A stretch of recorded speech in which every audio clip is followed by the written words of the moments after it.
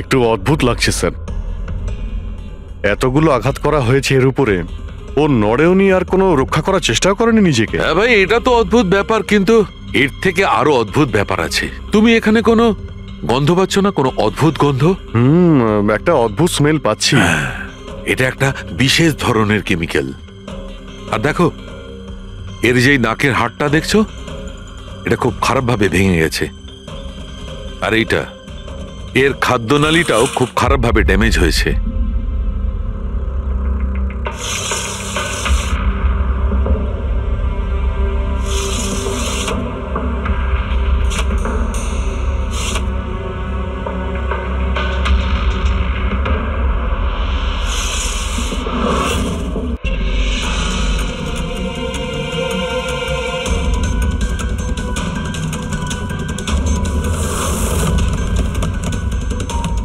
Nikhil sir, Nikhil, open the door sir. কি হয়েছে ভাই? কি হয়েছে? দরজা খুলছেন না তো? নিখিল দরজা খোল। Nikhil sir please open the door. আরে নিখিল, স্যারের আবার কিছু হয়ে যায়নি তো? আমি ফোন করে দেখছি। হ্যাঁ, তাড়াতাড়ি করো। নিখিল স্যার আপনি কি আমাদের কথা শুনতে পাচ্ছেন? তো ফোনও তুলছেন না। আরে এটা কি করে হতে পারে? নিখিল স্যার আপনি ভেতরে আছেন কি? হয়তো কাল রাতের হ্যাংওভার কাটেনি। তুই চুপ করবি? হ্যাঁ, হাউসকিপিং, তোমার কাছে এক্সট্রা চাবি আছে না?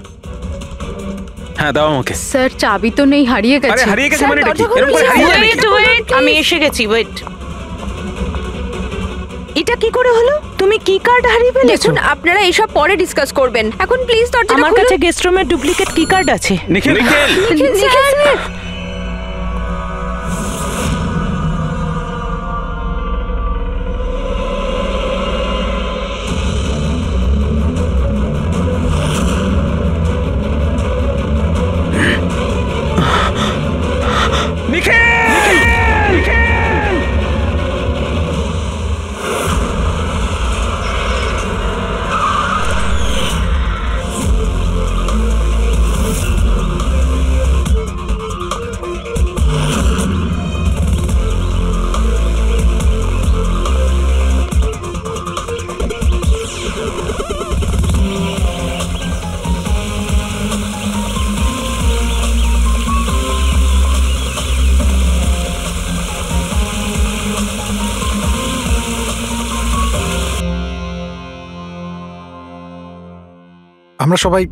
আমরা সবাই একটা স্টার্টআপ কোম্পানি নিকিটুনের জন্য কাজ করি। নিকিটুন? ওই যারা কার্টুন বানায়? হ্যাঁ। আপনারা কে আর এখানে কি করছেন? নিখিল স্যার আমাদের বস ছিলেন। উনি ইউএস এর একটা বড় কোম্পানির অফার পেয়েছিলেন, তাই স্যার নিজেই ইনফ্যাক্ট আমাদের সাথে সেলিব্রেট করবেন বলেই এই পার্টি রেখেছিলেন। আর দুদিন পরে তো ওনার ইউএসএ তেও যাওয়ার কথা ছিল, কিন্তু জানি না এসব কি করে হয়ে গেল।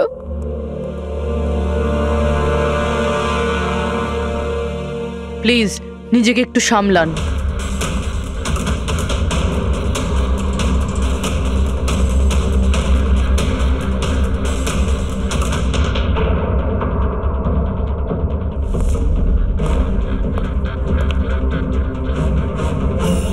একটু অদ্ভুত লাগছে স্যার। এতগুলো আঘাত করা হয়েছে এর উপরে, ও নড়েওনি আর কোনো রক্ষা করার চেষ্টাও করেনি নিজেকে। হ্যাঁ ভাই, এটা তো অদ্ভুত ব্যাপার, কিন্তু এর থেকে আরো অদ্ভুত ব্যাপার আছে। তুমি এখানে কোনো গন্ধ পাচ্ছ না? কোনো অদ্ভুত গন্ধ? একটা অদ্ভুত স্মেল পাচ্ছি। এটা একটা বিশেষ ধরনের কেমিক্যাল। আর দেখো, এর যেই নাকের হাড়টা দেখছো, এটা খুব খারাপভাবে ভেঙে গেছে। আর এইটা, এর খাদ্যনালীটাও খুব খারাপভাবে ড্যামেজ হয়েছে।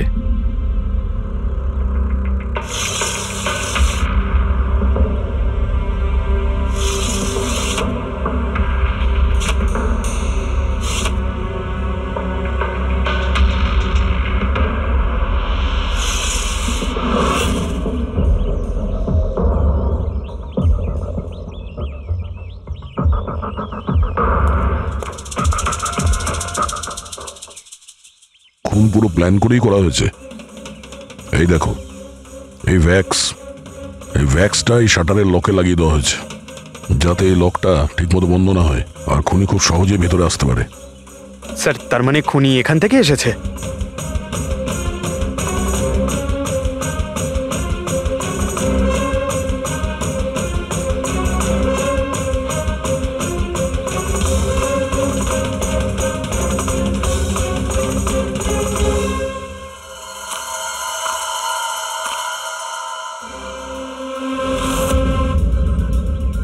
পঙ্কজ,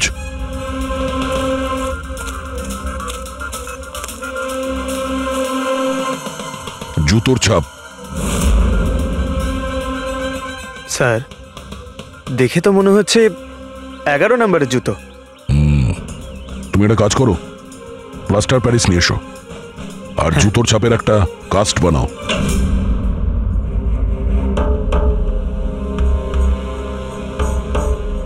স্যার, কি কার্ড? রুমের কি কার্ড এখানে?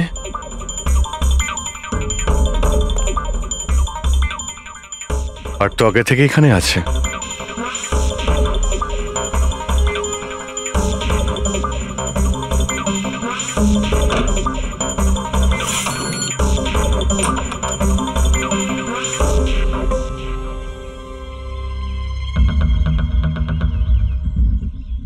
রবি, তুমি এই দরজার লক সিস্টেমটাকে চেক করাও। এইরকম দরজাতে যদি কেউ কার্ড সোয়াইপ করে ভিতরে ঢোকে তাহলে লকের সফটওয়্যার ডেটাতে তার এন্ট্রি রেজিস্টার হয়। খোঁজ নিয়ে দেখো কাল রাত থেকে আজ পর্যন্ত কতজন এখানে এন্ট্রি নিয়েছে। স্যার, একটা কার্ড এখানে পড়ে রয়েছে আর একটা কার্ড ওখানে লাগানো রয়েছে, দুটো কার্ড।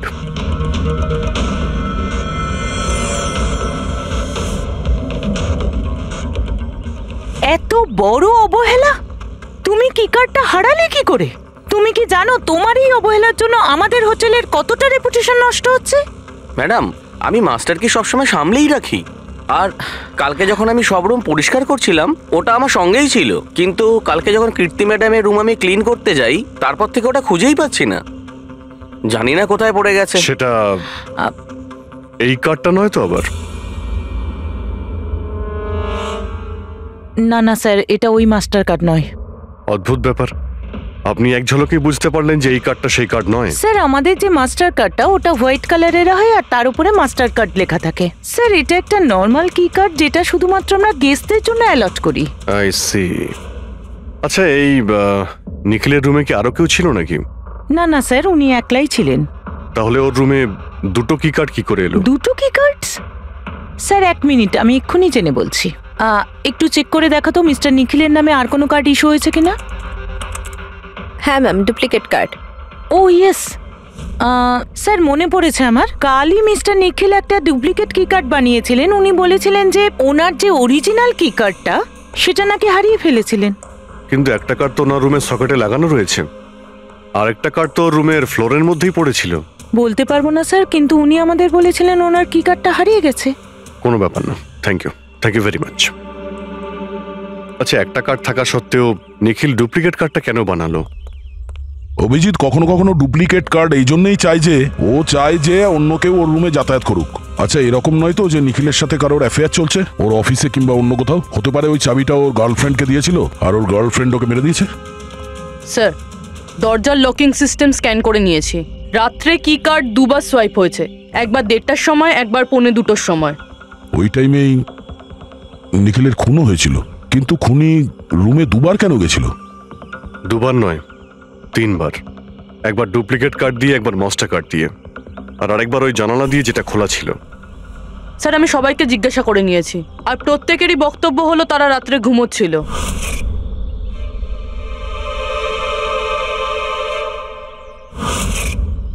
সবাই ঘুমিয়েছিল? তাহলে ওই 3 জনকে যারা নিখিলের ঘরে ঢুকেছিল, আর তাদের মধ্যে খুনি কে? এর বুকের ওপর যে আঘাতের চিহ্ন আছে এর থেকে এটা পরিষ্কার বোঝা যাচ্ছে যে একে কোনো ধারালো ছুরি দিয়ে আঘাত করা হয়েছে। তাহলে আমাদের প্রথম মার্ডার ওয়েপেন হলো একটা খুব ধারালো ছুরি। তখন বলেছিলাম না যে এর নাকের হাড়টা ভেঙে গেছে আর এর এই খাদ্যনালীটাও ড্যামেজ হয়েছে। হ্যাঁ, এই সব কিছু থেকে বোঝা যাচ্ছে যে এমন কোনো জিনিস দিয়ে ওর মুখ চেপে ধরা হয়েছিল যাতে ওর দম বন্ধ হয়ে যায়। এক্স্যাক্টলি। আর এই কাজটা করেছে কেউ এই বালিশটা দিয়ে, কারণ এই বালিশটা রোয়া আমি এর নাকের ওপর, এর গলায় আর মুখের ওপর পেয়েছি। তাহলে আমাদের মার্ডার ওয়েপন নাম্বার 2 হলো এই বালিশ।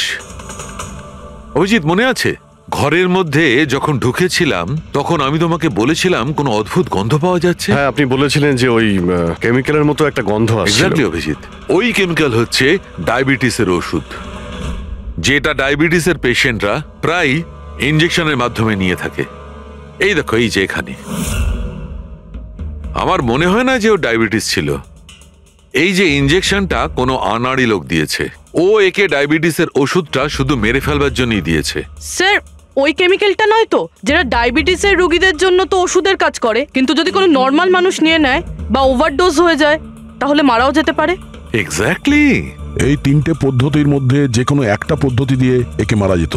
তাহলে খুনি 3টে পদ্ধতি প্রয়োগ করলো কেন একে মারার জন্য? কারণ খুনিও একজন নয়, 3 জন। কি? ঠিক আছে, মেনে নিচ্ছি যে একে 3 রকম পদ্ধতিতে মারা হয়েছে, কিন্তু জানতে কি করে পারবো যে কোন পদ্ধতির দ্বারা এই লোকটা মারা গেছে? এইটাই সবচেয়ে বড় দাঁদা বস। এইটা সলভ করা এখনো বাকি আছে। আচ্ছা, এই পার্টিটা কি নিখিল নিজেই দিয়েছিল? হ্যাঁ স্যার, অ্যাকচুয়ালি ও ইউএসএ থেকে একটা ভালো জব অফার পেয়েছিল, তাই ওটা সেলিব্রেট করার জন্য আমাদের সবাইকে নিয়ে একটা গেট টুগেদার রেখেছিল। তার মানে নিখিলের সমস্ত স্টাফেরা এখানে এসেছিল? হ্যাঁ, নিখিল স্যারের টিমের সবাই এখানে উপস্থিত আছে। নিখিল নিজের রুমের ডুপ্লিকেট চাবি বানিয়েছিল, যদিও ওর কাছে অরিজিনাল চাবিটাও ছিল। এই ব্যাপারে তোমরা কেউ কিছু বলতে পারবে? আগে ম্যাম, সে ব্যাপারে তো আমরা কিছুই জানি না। আচ্ছা, ওর কারোর সঙ্গে কোনো অ্যাফেয়ার চলছিল নাকি? অ্যাফেয়ার? নিখিলের তো একটাই অ্যাফেয়ার ছিল। কার সাথে? নিজের কাজের সঙ্গে স্যার। উনি এত ডিটারমাইন্ড আর অ্যাম্বিশাস ছিলেন যে সব সময় শুধু কাজ কাজ আর কাজ। আচ্ছা, যখন নিখিল মারা যায় তখন আপনারা কখন জানতে পারলেন? মানে কিভাবে জানলেন? অ্যাকচুয়ালি স্যার, কালকে পার্টির পরে খুব ঝামেলা হয়ে গেছিল, তাই সকালে আমরা ভাবলাম যে একবার গিয়ে ওর সাথে সবকিছু শর্ট আউট করে নিই। তো যখন ওর রুমে গেলাম, আমরা অনেকক্ষণ ধরে দরজা ধাক্কা দিয়েছিলাম। আর স্যার, যখন অনেকক্ষণ ধরে দরজা ধাক্কানোর পরেও দরজাটা খুললো না, তখন আমরা হাউসকিপিংকে জিজ্ঞাসা করলাম, কিন্তু ওদের কাছেও মাস্টার কি ছিল না। স্যার, আমি ফোনেও ট্রাই করেছিলাম, কিন্তু উনি ফোন তুলছিলেন না। আচ্ছা, তারপরে যখন ফাইনালি ম্যানেজার এসে মাস্টার কি দিয়ে দরজাটা খুললো, আমরা ভেতরে গিয়ে দেখলাম যে নিখিলের লাশ পড়ে আছে। কাল রাতে পার্টি হয়েছিল, খুব হইচই হয় আর খুনও হয়। গল্পটা অনেক লম্বা মনে হচ্ছে, আমাদের একটু ভালো করে শুনতে হবে।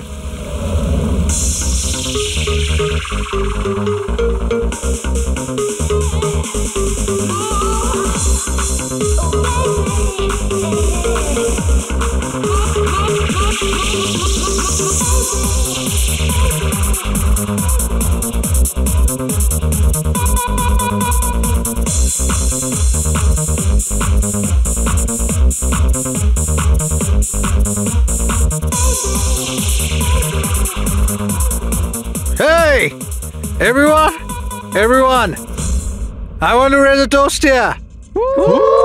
Yay! A toast for the boss. কিন্তু কংগ্রাচুলেশনস ভাই। ভাই, এত বড় চাকরি পেয়ে গেছিস ভাই। থ্যাঙ্কস। শুধু থ্যাঙ্কস? আরে তো বল না, কি চাই তোর?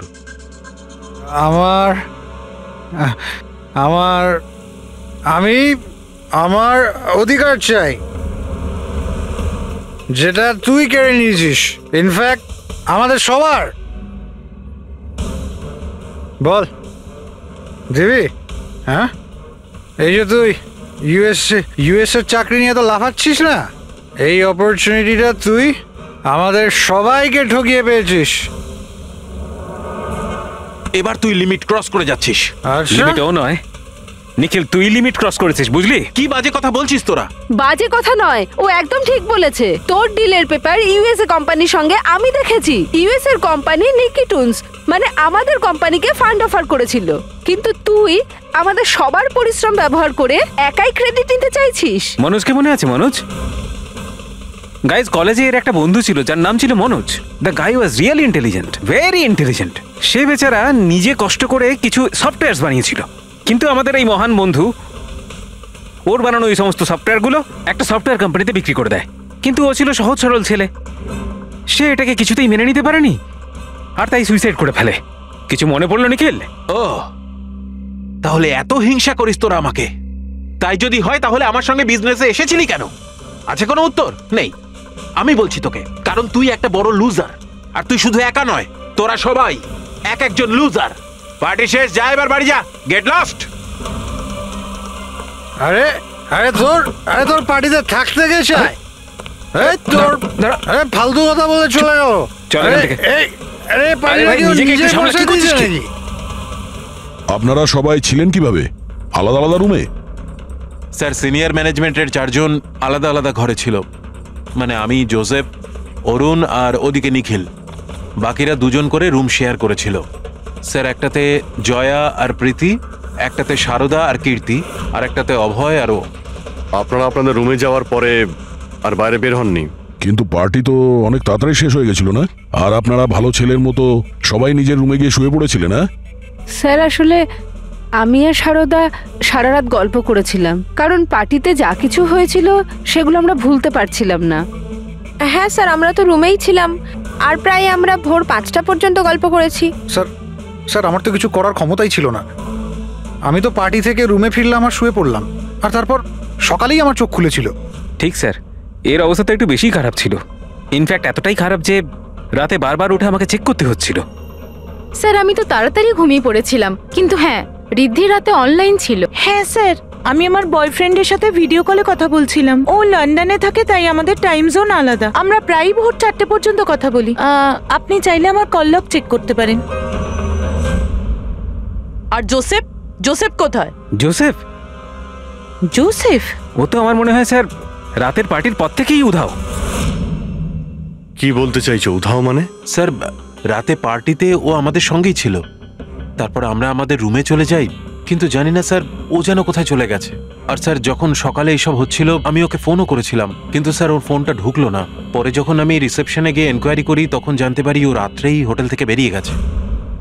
একটা লোকের খুন হয় আর আরেকটা লোক উধাও, আর এই কথাটা আপনারা এখন আমাদের বলছেন? আপনারা যেতে পারেন, যান।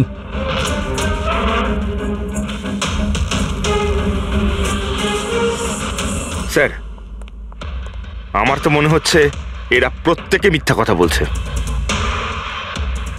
যতক্ষণ আসল খুনি সামনে না আসছে ততক্ষণ এরা সবাই সন্দেহের তালিকায় আছে। দয়ের বুকে যে ক্ষতটা রয়েছে সেটাও একটা রহস্যজনক ক্ষত। এই দেখো, এই ক্ষতটা দেখছো এর বুকের ওপর? এই দুটো ক্ষত দূরত্বই সমান।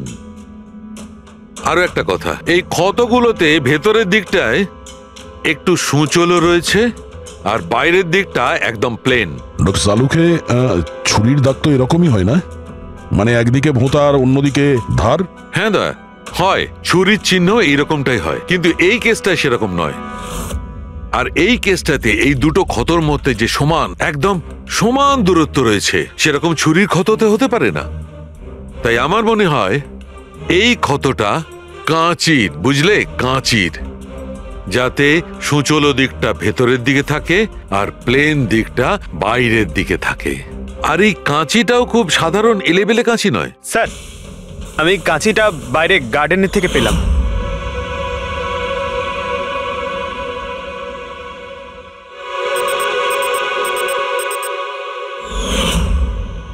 এই দেখো। আর স্যার ওর ওপর ব্লাডের ট্রেসেসও আছে। আমি যেমন বলছিলাম সেই রকমই কাঁচি, আর এর উপরে ব্লাডের ট্রেসেসও পাওয়া গেছে। হতে পারে খুনি এই কাঁচি দিয়েই আঘাত করেছে। ইয়াস, আর একটা কথা, যে আঘাত করেছিল সে লেফট হ্যান্ডার ছিল।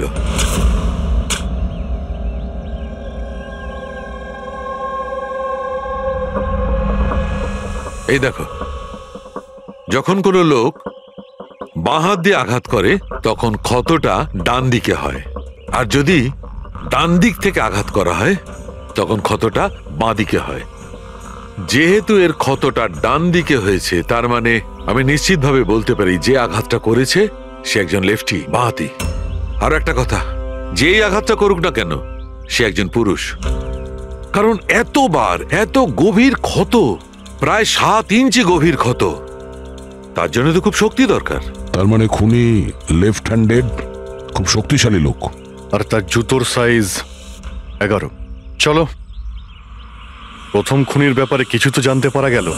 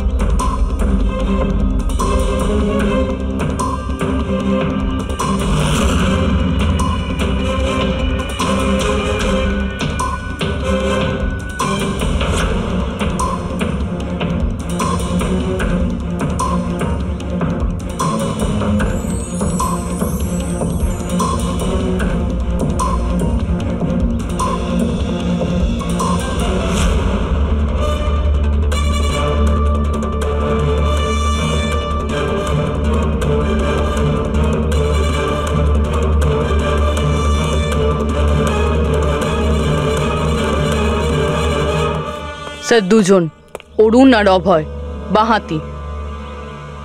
অরুণ সিঙ্গেল রুমে ছিল আর অভয় সমীরের সাথে রুম শেয়ার করেছিল। সমীরের সাথে, যার কোনো জ্ঞানই ছিল না। তার মানে হলো অভয় যদি নিখিলের রুমে গিয়ে খুন করে তাহলে সমীর কিছু জানতেই পারবে না। আর স্যার অরুণ, ও তো একা ছিল।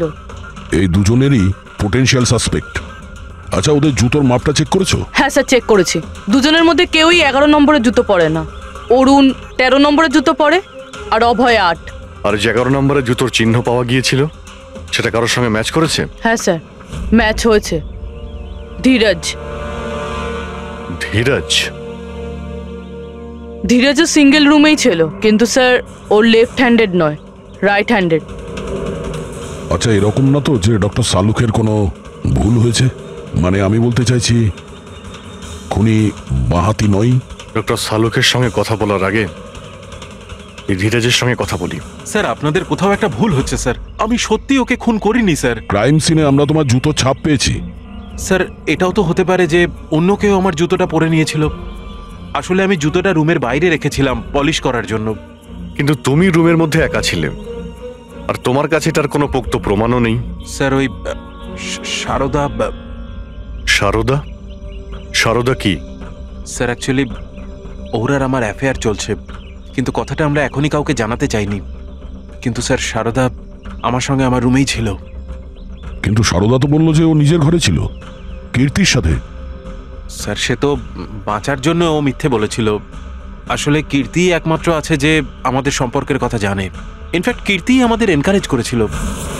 ধীরাজ সত্যি বলছে, আমি ওর সাথে ওর রুমেই ছিলাম।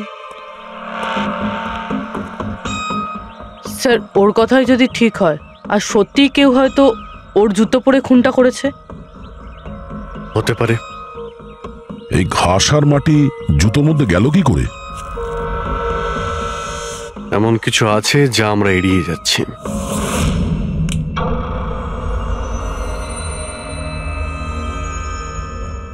নিখিলকে খুন এই অভয় করতে পারে। অভয়? হ্যাঁ। কিভাবে স্যার? একটু ভেবে দেখো পুরবি।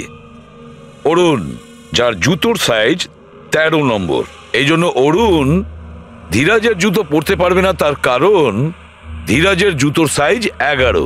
অরুণের পা ধীরাজের পায়ের থেকে বড়। কিন্তু অভয়, যার জুতোর সাইজ 8 নম্বর, মানে যার পা ছোট, সে ধীরাজের জুতো পরতে পারে। অভয় ধীরাজের জুতো নিজের পায়ে পরে নিখিলকে খুন করতে পারে। এবার বাকি থাকলো ওই পায়ের ছাপ। যখন কোনো ছোট পায়ের লোক কোনো বড় পায়ের লোকের জুতো পরে হাঁটে, তখন নিজের শরীরের ব্যালেন্স বজায় রাখার জন্য সে নিজের বডির ভারসাম্য রক্ষা করতে জুতোর সামনের দিকে ভর দেয়। আর এই জন্য ছাপটাও সেরকম হয়। বুঝেছ? তা তোমার জুতোটা একবার পুরবিকে দাও, হেঁটে দেখাও।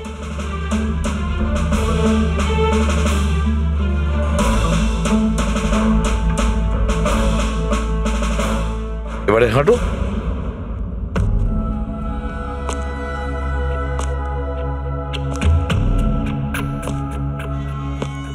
হ্যাঁ স্যার, ব্যালেন্স করার জন্য আমাকে প্রেসারটা সামনে দিতে হচ্ছে।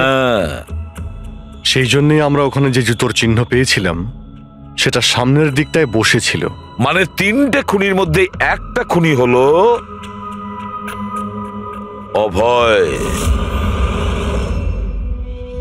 তার মানে প্রথমে অভয় নিখিলের জানলার লক আটকে দেয়, আর যখন সমীর নেশায় চুর হয়ে ঘুমিয়ে পড়ে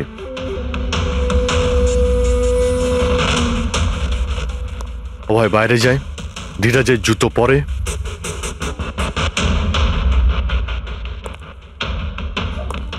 বাগান থেকে কাঁচি নেয়, নিখিলের রুমে যায়, আর ওকে খুন করে।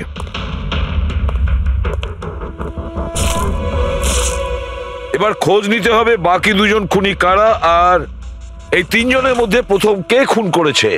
বস, এত খুশি হবার কোনো দরকার নেই। এই কেসটা এখনো সলভ হয়নি। মনে আছে নিখিলের দুজন খুনি এখনো বাকি আছে। হ্যাঁ সালুকে আমি জানি যে আরো দুটো খুনি বাকি আছে, আর তাদেরও তাড়াতাড়ি পাওয়া যাবে। পেয়ে গেছি স্যার, পেয়ে গেছি। ওই জোসেফকে পেয়ে গেছি। এটা সত্যি স্যার, আমি রাত্রে রিসর্ট থেকে চলে গিয়েছিলাম কারণ স্যার আমার ডায়াবেটিস আছে আর আমাকে সারাদিনে 3 বার ডায়াবেটিসের ইঞ্জেকশন নিতে হয়। আর স্যার আমি যখন রাত্রে ডায়াবেটিসের ইঞ্জেকশন নিতে যাই তখন দেখি মেডিকেল কিটটা রুম থেকে উধাও। তাই স্যার বাধ্য হয়ে ইঞ্জেকশন নিতে আমায় বাড়ি ফিরে যেতে হয়। ভেবেছিলাম সকালেই ফিরে আসব। এর মানেটা কি? তোমার ডায়াবেটিসের কিট উধাও হয়ে গিয়েছিল? মানে স্যার আমি বলতে চাইছি আমরা 2 দিনের জন্য রিসর্টে এসেছিলাম আর আমার প্রয়োজনীয় সমস্ত ওষুধ ওই মেডিকেল কিটের মধ্যেই আমি রেখেছিলাম। ইঞ্জেকশন, সিরিঞ্জ সবকিছু স্যার। সকালে আর দুপুরে ইঞ্জেকশন নিয়েও ছিলাম আমি, কিন্তু যখন রাতে ইঞ্জেকশন নিতে গেলাম তখন দেখলাম কিটটা নেই।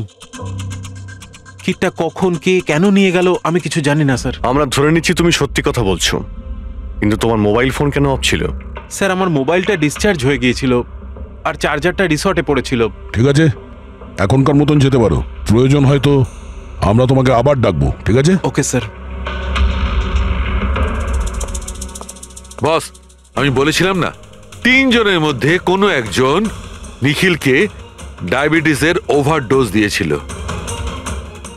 কিন্তু স্যার এ পার্টি শেষ হতেই বাইরে চলে গিয়েছিল আর সারা রাত্রি বাইরেই ছিল। আমার মনে হয় না যে ও খুন করেছে। এই খুনটা যেই করুক না কেন, কেউ তো একজন ডায়াবেটিসের মেডিসিন চুরি করেছে ওই রুম থেকে। খোঁজ নিয়ে দেখতে হবে কে গিয়েছিল জোসেফের ঘরে আর কে চুরি করেছে এই ওষুধগুলো। কীর্তি, সমীর আর প্রীতি এরা 3 জনই পার্টি শুরুর আগে জোসেফের রুমে গিয়েছিল। আর এই সমীর তো খুব রেগে ছিল, নিখিলের ব্যাপারে আজে বাজে কথাও বলছিল। এদের 3 জনের মধ্যে কেউ হবে যারা ওই ডায়াবেটিসের কিট চুরি করেছিল। স্যার, প্রীতি তো হতে পারে না, কারণ সারা রাত ও বয়ফ্রেন্ডের সঙ্গে কথা বলছিল, ভিডিও চ্যাট করছিল। আর স্যার সমীর সেই অবস্থায় ছিলই না যে ওইসব করতে পারবে। কিন্তু তাহলে কীর্তি? কীর্তি তো রুমে একা ছিল স্যার, কারণ সারদা ধীরাজের সঙ্গে ওর রুমেই ছিল। আর স্যার ওই মাস্টার কি কার্ড, হাউসকিপিং লোকেদের কাছ থেকে ওই কার্ডটা কীর্তির ঘর থেকে উধাও হয়েছিল। তাহলে তো এর একটাই মানে দাঁড়ায় যে এই কীর্তি ওই ডায়াবেটিসের মেডিসিন নিখিলকে দিয়েছিল, ওর প্রাণ নিয়েছিল আর পালিয়ে গিয়েছিল ওখান থেকে।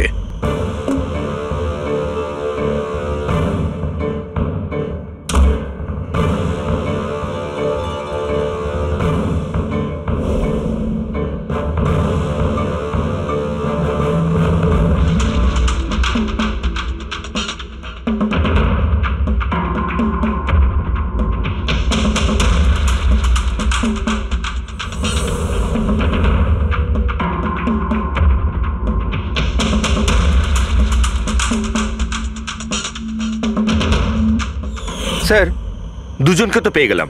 এবার তৃতীয় খুনি নিশ্চয়ই সেই যার সাথে নিখিলের চক্কর, মানে বলতে চাইছি যে যাকে নিখিল ওই ডুপ্লিকেট কি কার্ডটা দিয়েছিল। তৃতীয় খুনি ওই যে বালিশ দিয়ে নিখিলের শ্বাসরোধ করেছে, যাতে ওর নাক আর শ্বাসনালী ভেঙে যায়। কিন্তু স্যার এ কে? আমি বলছি ওই তৃতীয় জন কে ছিল। তৃতীয় খুনি ওই যে বালিশ দিয়ে নিখিলের শ্বাসরোধ করেছে, যাতে ওর নাক আর শ্বাসনালী ভেঙে যায়। কিন্তু স্যার এ কে? আমি বলছি ওই তৃতীয় জন কে ছিল। খুনে যে বালিশটা ব্যবহার করা হয়েছিল সেটাকে আমি খুব ভালো করে চেক করেছি।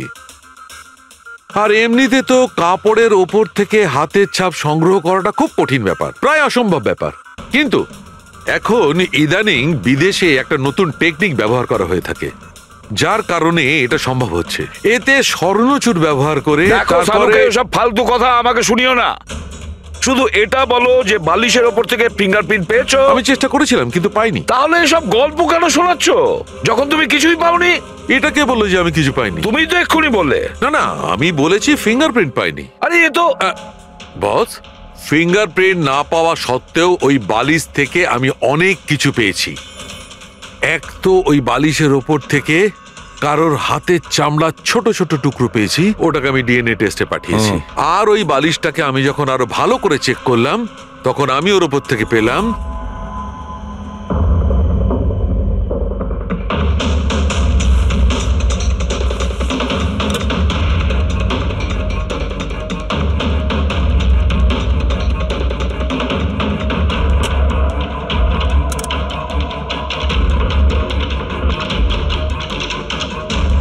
বস, হাতের সাইজ ছোট হওয়াটা, বাম হাতের আঙুলের মধ্যে আংটি আর বালিশের ওপর নখের আঁচড়, এই সব কিছুই প্রমাণ করছে যে এটা কোনো মহিলার কাজ।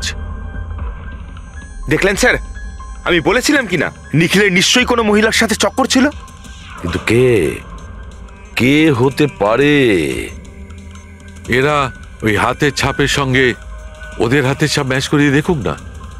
না সালুকে, তাতে কোনো লাভ নেই, এতে কিচ্ছু হবে না। কেন?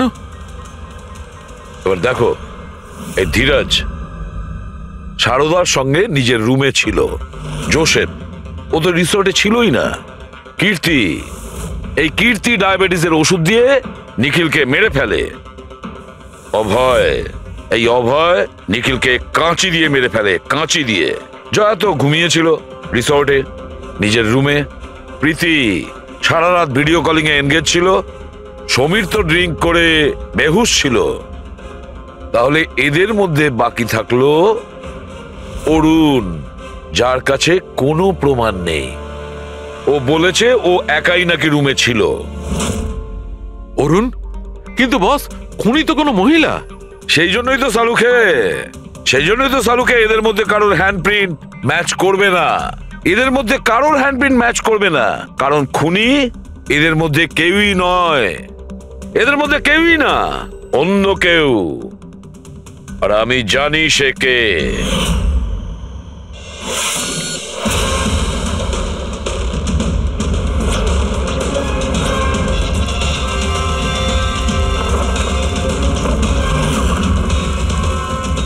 আপনি ঠিক বলেছিলেন স্যার, এটা সেই নিখিলের জন্য ওর যে বন্ধু মনোজ আত্মহত্যা করেছিল তার গার্লফ্রেন্ড। মনোজের গার্লফ্রেন্ড? কিন্তু নিখিল সেই মেয়েটাকে কি কার্ড দিতে যাবে কেন? দেয়নি, ওই কি কার্ডও নিজেই বানিয়েছিল। নিখিলের রুমের কি কার্ড তো কখনো চুরিই হয়নি। আর না কখনো সে ছায়াকে বলেছিল যে তার রুমের ডুপ্লিকেট কি কার্ড বানিয়ে দিতে। ওই ডুপ্লিকেট কি কার্ড তো ছায়া বানিয়েছিল, সেটাও নিজে নিজে। তারপরে নিখিলের রুমে যায় আর নিখিলকে খুন করে দেয়। নিজের প্রেমিক মনোজের মৃত্যুর প্রতিশোধ নেয়। ও প্রতিশোধ নেয়। বলুন স্যার, আবার আমাদেরকে ডাকলেন কেন? আগে হ্যাঁ, আপনাদের আমরা এই কারণে ডেকেছি, কারণ খুনিকে আমরা জানতে পেরেছি। আপনারা জেনে গেছেন স্যার কে সে? আপনার জানার খুব তাড়া দেখছি। স্যার সে তো আমি এমনি জিজ্ঞেস করছি। মিস্টার অভয়, তোমার কি মনে হয় কে খুন করেছে? স্যার এটা আমি কি করে বলতে পারবো? এটা তো আপনাদের জানার কথা। আমরা তো জানি, আপনারাও কিছু আন্দাজ করুন। মিস ছায়া, আপনার কিছু আন্দাজ আছে? সেটা আমি কি করে বলতে পারি? দেখুন প্লিজ আপনারা তাড়াতাড়ি করুন, আমায় যেতে হবে, জরুরি কাজ আছে। আরে হ্যাঁ, আপনার তো তাড়া রয়েছে। যেমন খুনের রাতে ছিল, নিখিলকে বালিশ দিয়ে খুন করার পরে তাড়াহুড়ো করে ওখান থেকে বেরোনোর সময় আপনি এই ডুপ্লিকেট কার্ডকে ওখানে ভুলে আসেন। মনে পড়ছে কি আপনার? এসব কি বলছেন কি? আমি কেন ওকে খুন করব? আমি তো ওকে চিনি না। অফকোর্স আপনি ওকে চেনেন। আপনারই বয়ফ্রেন্ড কয়েক বছর আগে এই নিখিলের জন্যই আত্মহত্যা করেছিল না? তারই প্রতিশোধ নিচ্ছেন তো আপনি? তার মানে আপনারা বলছেন মনোজ ওর বয়ফ্রেন্ড ছিল? গাইজ কলেজে এর একটা বন্ধু ছিল যার নাম ছিল Manoj. The guy was really intelligent, very intelligent. সে বেচারা নিজে কষ্ট করে কিছু সফটওয়্যারস বানিয়েছিল, কিন্তু আমাদের এই মহান বন্ধু ওর বানানো এই সমস্ত সফটওয়্যারগুলো একটা সফটওয়্যার কোম্পানিতে বিক্রি করে দেয়। সে এটাকে কিছুতেই মেনে নিতে পারেনি আর তাই সুইসাইড করে ফেলে। তার মানে নিখিলকে খুন ও করেছে? তিনজন নিখিলকে মেরেছে, তিনজন, আর তারা তোমাদের মধ্যেই আছে। এটা কি বলছেন স্যার? এটাই যেটা আপনি শুনলেন। জিজ্ঞাসা করুন মিস্টার অভয় মৃস্কিতিকে। কি অভয়, আমরা তো প্রমাণ পেয়ে গেছি। এখন তোমরা নিজেদের দোষ নিজেরা স্বীকার করবে নাকি পুরো ঘটনাটা আমাদের থেকেই শুনবে? বলছি স্যার, এই নিখিল আমাদের সবাইকে ঠকিয়েছিল স্যার, আর সেই কথাটা আমি কিছুতেই ভুলতে পারছিলাম না স্যার। আর শুধু সেই রাগের কারণে আমি ওকে খুন করে ফেলেছিলাম স্যার। ও যে ইউএস এর অপরচুনিটি পেয়েছিল তাতে আমাদের সবার পরিশ্রম ছিল, আর ও আমাদের সবাইকে বাদ দিয়ে একাই ক্রেডিট নিতে চাইছিল। আমি এটা সহ্য করতে পারিনি, আর আমি জোসেফের ডায়াবেটিসের ইনজেকশন দিয়ে ওকে মেরে ফেলি। যাক, ভালো হয়েছে তোমরা সবাই নিজেদের অপরাধ স্বীকার করেছো। এদেরকে অ্যারেস্ট করো। কিন্তু স্যার, আপনারা এইভাবে আমাদের অ্যারেস্ট করতে পারেন না। তোমার মাথা ঠিক আছে তো? তোমাদের সবার বিরুদ্ধে প্রমাণ আছে আমাদের কাছে। প্রমাণ? আপনাদের কাছে এই প্রমাণ আছে যে আমরা ওকে মারার চেষ্টা করেছিলাম। এবার তিনটে আলাদা আলাদা লোক আলাদা আলাদা ভাবে মারার চেষ্টা করেছে, তাহলে তিনজন তো খুনি হতে পারে না। খুনি সেই যে প্রথমে মারার চেষ্টা করেছিল, আর বাকি দুজন ওরা লাশকে মারার চেষ্টা করেছিল। এবার যতক্ষণ না আপনারা এটা প্রুফ করছেন যে প্রথমে মারার চেষ্টা কে করেছে, আপনারা আমাদের গ্রেফতার করতেই পারেন না। আর যদি গ্রেফতার করেও নেন তাহলে আমাদের বিরুদ্ধে কোনো কেস হবে না, কারণ মৃত ব্যক্তিকে কেউ 3 বার মারতেই পারে না। কীর্তি, ছায়া, অভয়, তোমাদের তিনজনের মধ্যে আসল খুনি কে সেটা আমরা খুব তাড়াতাড়ি বলবো। কিন্তু একটা কথা খুব ভালো করে মনে রেখো, আজ পর্যন্ত কোনো অপরাধী আমাদের হাত থেকে নিস্তার পায়নি। খুব ভালো করে মনে রাখবে।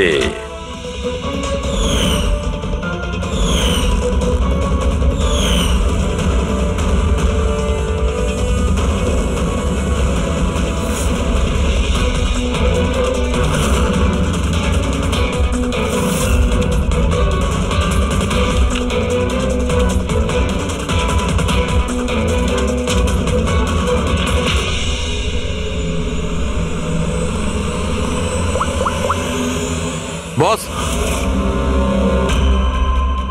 নিখিলের ওপর তিনজন আলাদা আলাদা লোক 3 রকম ভাবে আঘাত করেছিল। সবার আগে আপনার কথা ধরে যাক, কীর্তি, রাইট?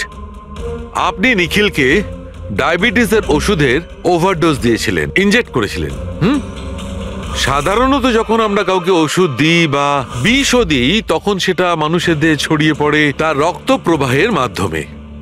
ওষুধ বা বিষ প্রথমে হার্টে পৌঁছায়, তারপর হার্ট সেটাকে পাম্প করে পুরো শরীরে ছড়িয়ে দেয়। কিন্তু এই ওষুধটা যেটা আপনি নিখিলকে দিয়েছিলেন সেটা ওর পুরো শরীরে ছড়ায়নি, বরং কিছুটা ওষুধ তো বাইরেই বেরিয়ে এসেছিল। কেন? কারণ ওর হার্ট কাজই করছিল না, হার্ট পাম্পই করছিল না, সেই জন্যে ওটা ওষুধটাকে পাম্পই করেনি। মানে যখন আপনি নিখিলকে ওষুধটা দিয়েছিলেন ততক্ষণে নিখিল মারা গেছে। এবার আপনি, আপনার নাম কি? অভয়। অভয়, অভয় একটা বড় কাঁচি দিয়ে খুব জোরে ওর বুকে আঘাত করেছিল, রাইট? এরকম অবস্থায় কোনো লোক কোনো ধারালো অস্ত্র দিয়ে যদি কারোর বুকের উপর আঘাত করে তাহলে কি হবে? তখন রক্তের ফোয়ারা ছুটবে। কিন্তু নিখিলের কেসে এমনটা হয়নি। কয়েক ফোঁটা রক্ত বেরিয়েছিল আর সেটাও গড়িয়ে গড়িয়ে ওর শরীরের বাইরে আসছিল। কেন? এগেইন ওর হার্ট রক্তকে পাম্পই করছিল না। এই জন্য করছিল না যে হার্ট তখন কাজই করছিল না, মানে এটা পরিষ্কার। আপনি যখন ওকে কাঁচি দিয়ে আঘাত করেছিলেন ততক্ষণে নিখিল মারা গেছিল। তার মানে এটাই, নিখিলকে সবার আগে যে মারতে এসেছিল অভয় তুমি ছিলে না।